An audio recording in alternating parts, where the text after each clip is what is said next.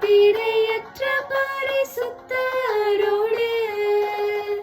ஏழை நான் பொன் வீதியில் உலவிடுவேன். இந்த இயேசு ராஜாவை நான் பார்த்தால் போதும், மகிமையில் அவரோடு நான் வாழ்ந்தால் போதும்.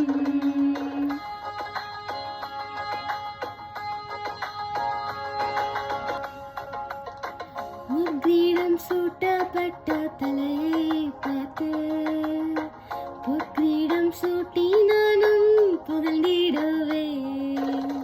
முக்கிடம் சூட்டப்பட்ட தலையை பார்த்து